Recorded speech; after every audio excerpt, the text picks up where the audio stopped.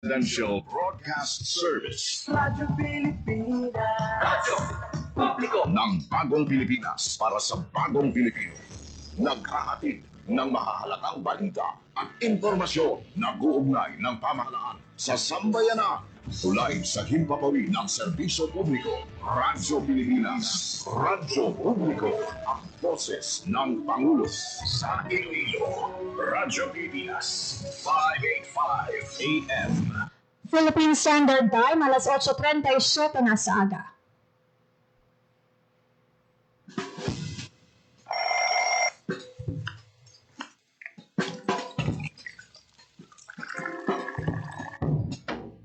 Aga sa Iloilo. Masapo. Magahod.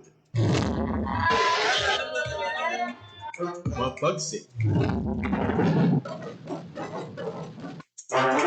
Panibagong adlaw pagkatapos ng paghuway sang gabi antes. Bagong nga pagdaong. Isa naman kapag lumakas sa matahong nga palaabuton. Iloilo Morning, ang programa nga kaupod ninyo sa pamahaw kunaga. Magadulong sa labing ulihi nga balita. Mga istorya halin sa Iloilo, kag iba niya bahin sang rehiyon. Mga ginahuluhang balan, kag mga trending topic sa social media. Ululupod naton at tubangon ang maayong nga aga. Magpamati na sa Iloilo Morning! Diri sa 585 kHz sa AM band sa inyong mga radyo. Radyo Pilipinas Iloilo, the only government radio station in Western Visayas.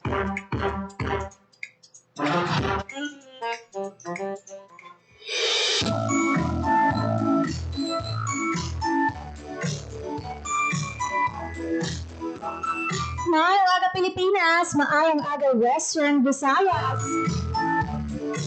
Merry Christmas!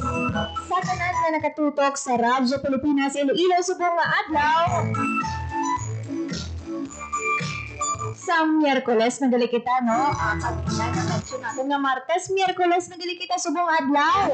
At sa 24 bulan sang Disyembre tuig 2025. Merry Christmas sa inyong nga tanan. Sa subong wala na kita naga-countdown sang inadlaw kay inoras na lang kag sa unugon na naton ang Pasko. Kamusta ang inyong nga pagpanghanda? Kompleto na bala ang listahan sang mga panakot para sa Noche Buena? Nakabakal na bala kamo sa Christmas gifts? Nagatindog na bala ang inyong nga Christmas tree kag mga Christmas design sa inyong nga panimala? Pila na lang ka oras kag Pasko na.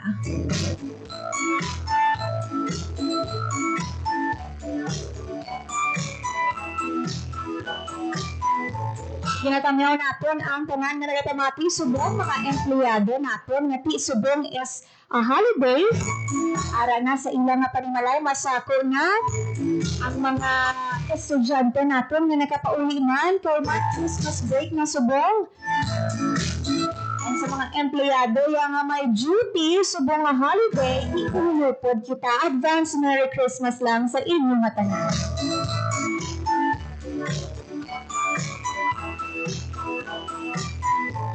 Kagapon naglibot kita dito sa Masako nga downtown area. Kag talalupang doon ang damo no sa mga manugbakal kag pagsinako ra sang baklanay sa mga regalo, mga halampangan kag Christmas gifts.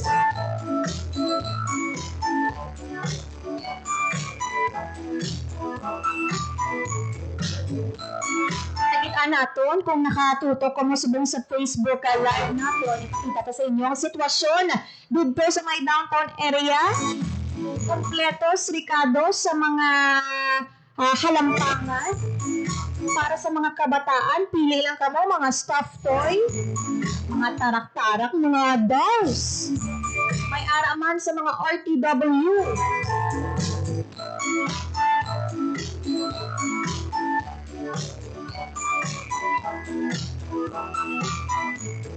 Kung madamdaman ninyo ang Iloilo City Government nagtugot sang sidewalk vending alin Disyembre 1 to Disyembre 31, gani ang mga sidewalks naton na napuno sa mga stores, sa mga sidewalk vendors naton nga nagabaligya sa mga kung ano-ano nga mga kagamitan. At sa mga halampangan, may ara man sa mga nagabaligya ang mga uso na balang nga mga pang-decor, headband, nga suksukon nimo. May ara ka na dito nga pati tarpaulin, no? Nga Merry Christmas. Ginabaligya dito sa may downtown area. May ara man sa Christmas designs, no? May ara man sa mga gift wrappers.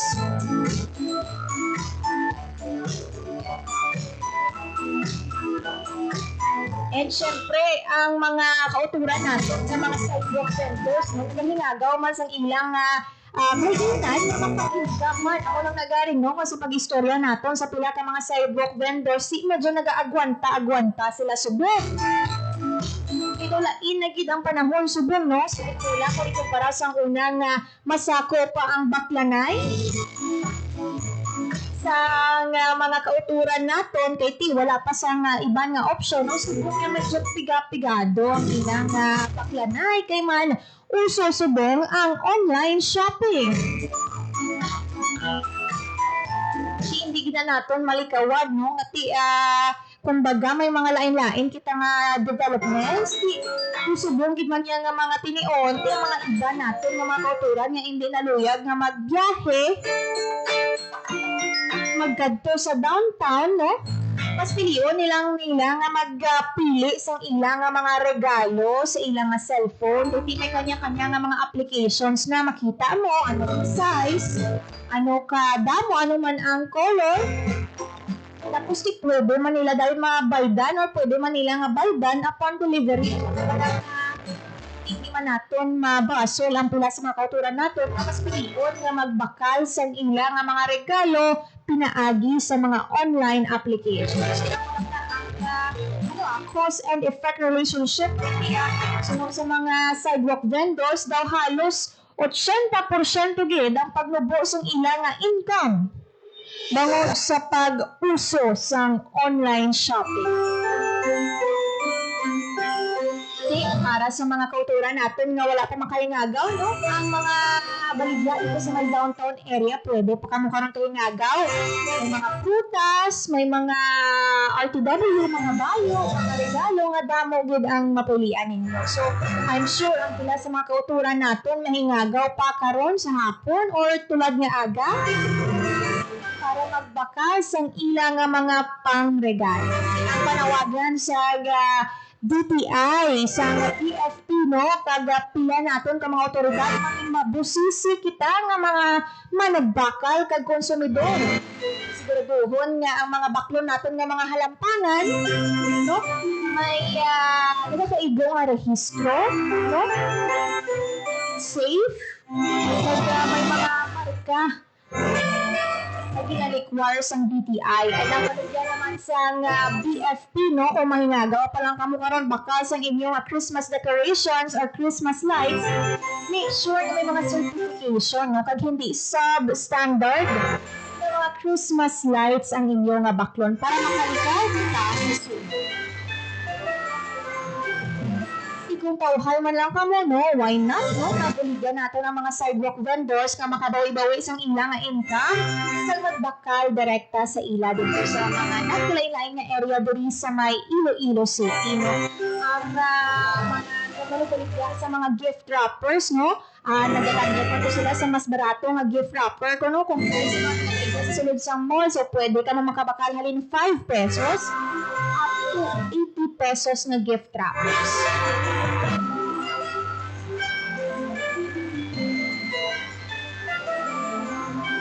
And syempre, iwat natin nga ginapanugyan sa publiko ang paandaman sa Department of Health na tungkol sa pag-inyong handa karon sa Noche Buena. Make sure no, kung pwede man lang malikawan ang mga mamantikaon kag matamis nga pagkaon kag magagamit sang alternative choices pwede din. vigilante man kita sa aton nga ginahanda. Kag syempre, ang siling kani nila tanan nga sobra, hindi man manami sa aton nga ikayang lawas. Kani hagan-hagan lang sa pagkonsumo sang pagkaon kag mga makahululubong nga ilimnon. Dami lang na, enjoy naton ang Christmas, enjoy naton ang Pasko kaupod sa aton nga mga pamilya, safe kita kag healthy kita.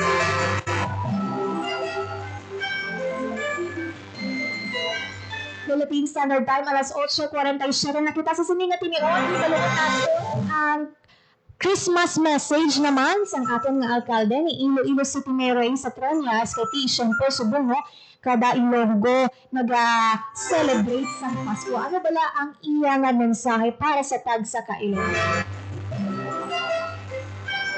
Ari, kag pamakian naton ang Christmas message ni Iloilo City Mayor Raisa Trias.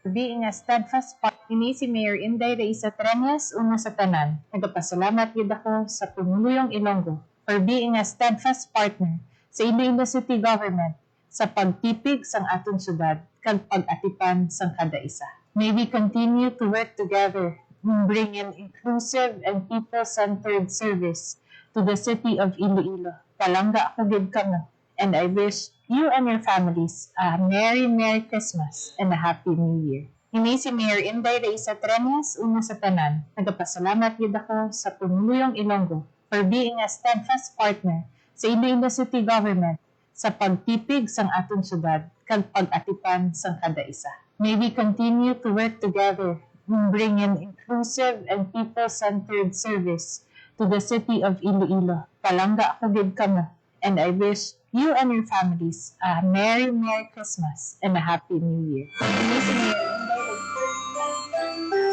Nabatian ang Christmas message sa alkalde sa syudad sa Iloilo nga nagapanamyaw gid sa Merry Christmas. Nagpasalamat siya sa kada Ilonggo na ginakabod niya nga partner no sa public service. Kung madumduman naton ini ang first man nga 6 months sang alkalde matapos niya nga gimbuslan ang iya nga amay bilang alkalde sa syudad sang Iloilo.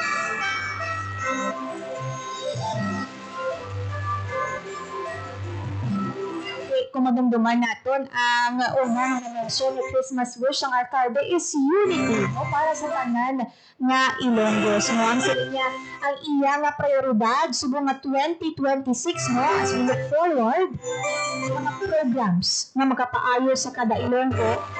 Kaya wala niya na ginasapak ang mga mga issue magiging sa iya, mga komento sa mga kritikos, focus siya sa goal. And this is also a challenge for her. By 2026, no?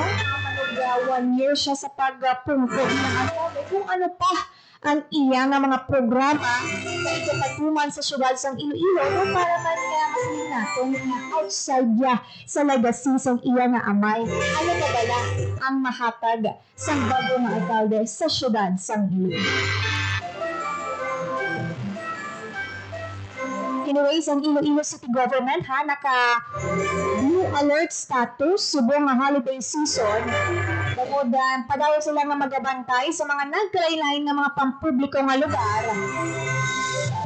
Para pa siguro nga malinong kag matawhay no, halin sa mga simbahan naton, sa mga nagabantay kag magpatulong sa ulihi na simbang gabi karon sa gabi.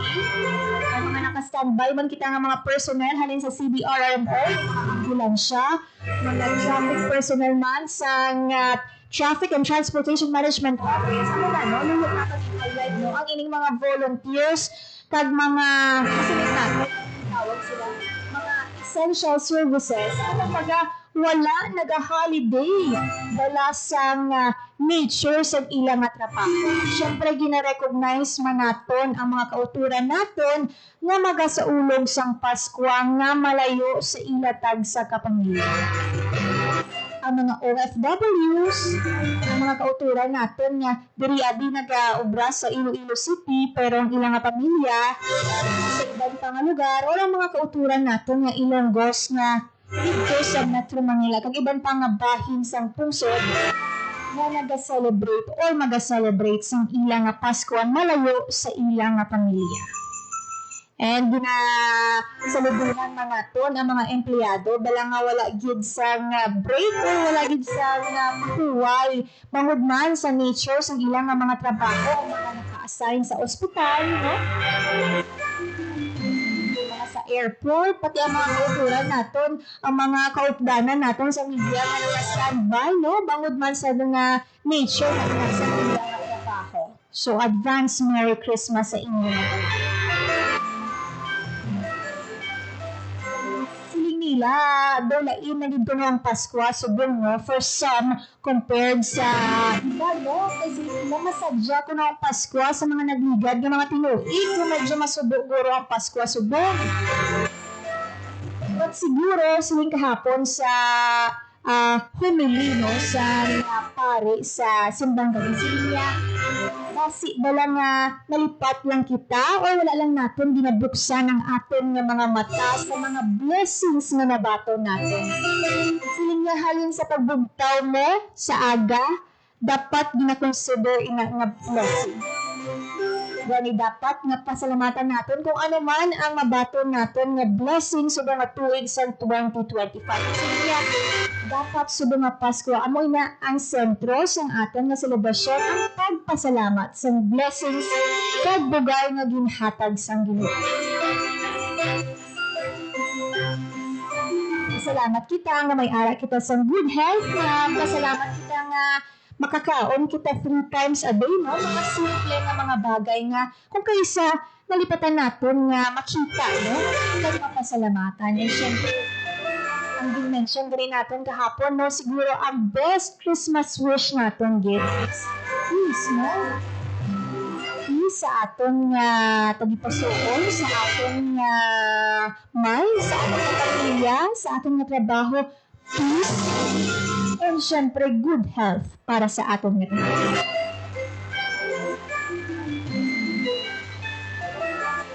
Gani diri sa Radyo Pilipinas Iloilo kami na ang unang nga nagatamyaw sa inyo tanan sang Merry Christmas. Thank you gid sa mga listeners naton and sa tanan nga nagatutok sa aton nga Facebook Live. Advance Merry Christmas sa inyo mga tanan. Despite nga holiday na kag Pasko magapadayon ang mga programa diri sa Radyo Pilipinas Iloilo kag para sa dugang tanga mga balita kag updates kailangan kamo nga mag-like, comment and share sa Facebook page sa Radyo Pilipinas Iloilo. Sa ngalan ni Janelle Baclay, akong inyo alagad Emerson Sagudo. Kag advance Merry Christmas sa inyo nga tanan. Alin diri sa Iloilo Morning.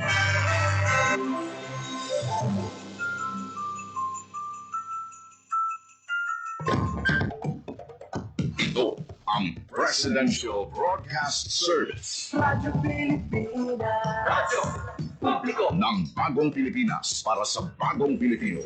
Naghahatid ng mahahalagang balita at impormasyon na guugnay ng pamahalaan sa sambayanan. Tulay sa himpapawid ng serbisyo publiko. Radyo Pilipinas. Radyo Publiko. Ang boses ng Pangulo sa Iloilo. Radyo Pilipinas. 585 AM.